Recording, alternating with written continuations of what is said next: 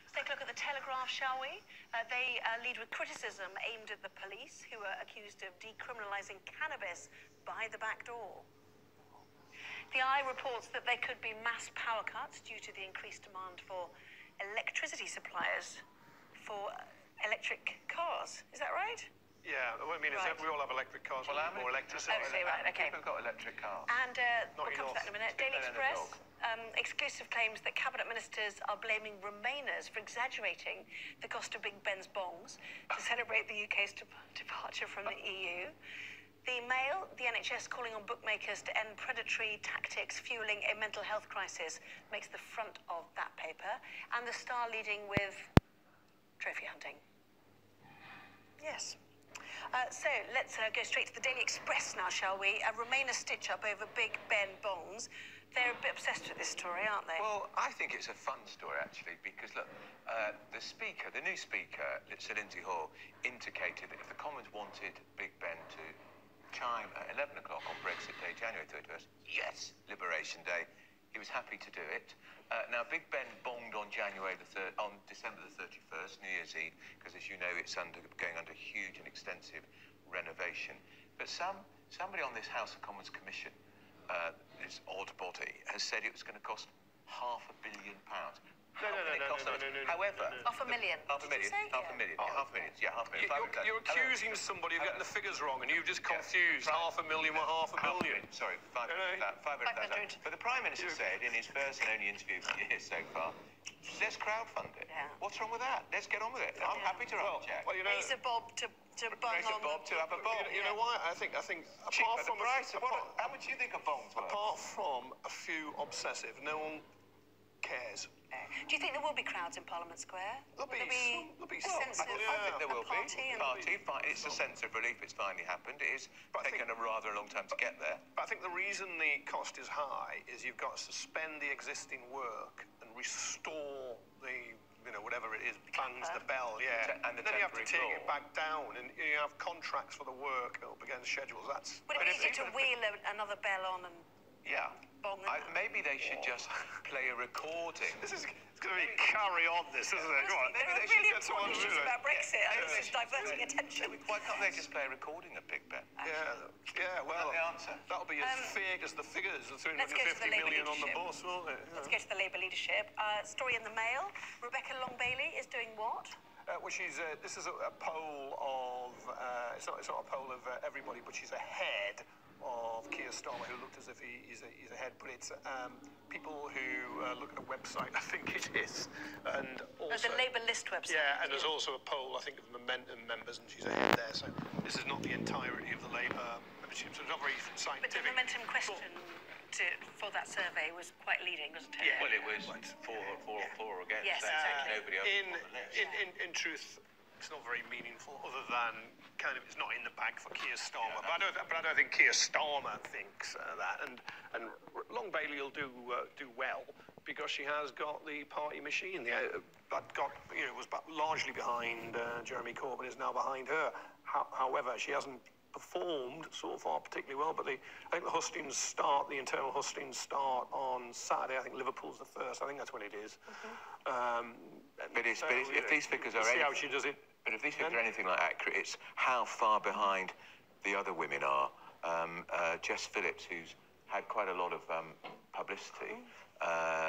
She's on 9, only 9. Lisa Nandy 7, Thornbury 1. Thornbury on 1. It would be a 2-horse race if this was accurate, but it's not. Yes.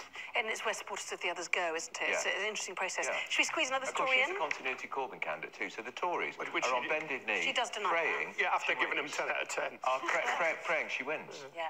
Electric car surge risks the national grid overload. That's a simpler way of saying it, isn't it? Yeah, and of course, more electricity will have to be produced. And all those precious metals that we'll have to dig out of the ground. It is. It was a 40-year program, whatever it is, to get. Is it 40 years or is it 2040, which would be 20 years, I suppose? But they say to end internal combustion engine cars and have electric cars. But it's a huge infrastructure program of having charging points and producing the electricity. But they're talking about a huge surge, but from a very low base. don't think there's that many people with electric cars. No, but that's why the surge will be. If there's fewer than 10% of cars that are electric or hybrid at the moment, then you're going to have a big increase. That's what the surge is. Right. But I mean, I'd quite like an electric car, but I'm not going to buy one until the batteries are much better. We're running over because obviously of the impeachment proceedings. We'll come back with more. Which was so enthralling. Good. Indeed so. A reminder to you that Kay Burley will be live from Buckingham Palace tomorrow morning ahead of Prince Harry's formal appearance since news broke of his family's intentions to scale back on royal duties. She'll be joined, among other guests, by 2003 Rugby World Cup winner Jason Robinson, who will be conducting the Rugby League World Cup draw alongside the Duke. All of that to come in the morning. Coming up here too, could Vladimir Putin defy his term limits and stay in office as long as he likes? Back with that.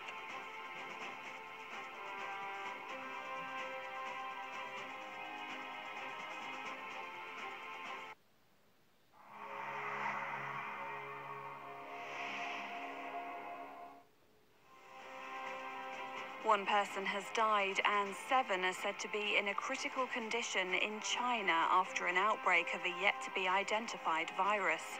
In total, 41 people have been diagnosed with the pathogen, which preliminary tests suggest could be a new type of coronavirus. Coronaviruses are types of illnesses which typically affect the respiratory tract of mammals. 2 of the people diagnosed have been discharged from hospital and the rest are in a stable condition. Police in Hong Kong have arrested 4 people after finding explosives and other related materials in a residential apartment. According to authorities, the explosives were enough to blow up a car. Helmets and bulletproof vests were also discovered and seized. Those arrested are believed to be the core members of the Valiant Group, a radical anti-government organisation.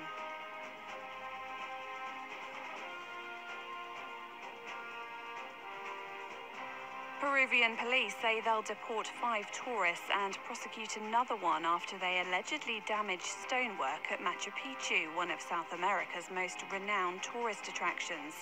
Authorities said the tourists from Chile, Brazil, France and Argentina snuck into the ruins and caused a rock to fall from a wall of the Temple of the Sun, damaging it. An Argentine man will remain in the country to face charges for destroying Peru's cultural heritage. Machu Picchu is a UNESCO World Heritage Site visited by more than 1 million tourists every year. And Britain's Princess Anne, Queen Elizabeth II's daughter, has been presented with her honorary doctorate by sister-in-law Camilla, the Duchess of Cornwall. Anne was awarded a Doctor of Laws for her commitment to charity work by the University of Aberdeen, of which Camilla is Chancellor. Camilla is married to Anne's brother, Prince Charles, who's next in line to the throne.